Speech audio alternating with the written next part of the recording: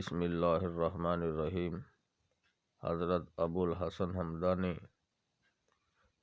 بزرگوں کے مزاج کے خلاف کوئی کام کرنا بھی بڑی بڑی مصیبتوں کا پیش خیمہ ہوا کرتا ہے۔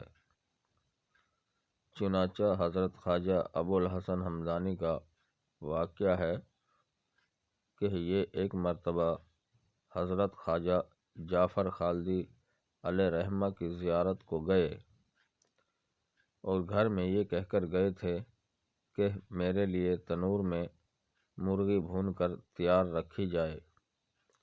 حضرت خواجہ جعفر خالدی علیہ رحمہ نے ان کو حکم دیا کہ تم رات میرے یہاں بسر کرو، مگر ان کا دل چونکہ مرغی میں لگا ہوا تھا، اس لیے کوئی خوبصورت بہانہ کر کے یہ اپنے گھر روانہ ہو گئے۔ حضرت خواجہ جعفر کے دل میں اس کا ملال گزرا۔ اس کی نحوست کا یہ اثر ہوا کہ جب خواجہ ابو الحسن حمدانی دسترخوان پر مرغی کھانے کے لیے بیٹھے اور ذرا سی غفلت ہوئی تو ایک کتا گھر میں آ گیا اور مرغی لے کر بھاگا اور اس کو ایک گندی نالی میں ڈال دیا۔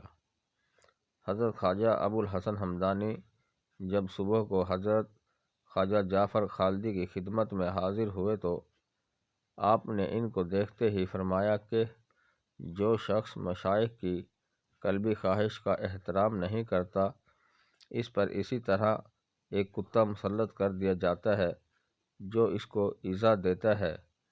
یہ سن کر خواجہ ابو الحسن حمدانی شرم و ندامت سے پانی پانی ہو گئے۔ ناظرین کرام، مزید ویڈیوز دیکھنے کے لیے چینل سبسکرائب کریں اور بیل آئیکن پریس کریں تاکہ ہر آنے والی ویڈیو آپ کو بر وقت موصول ہوتی رہے۔ شکریہ۔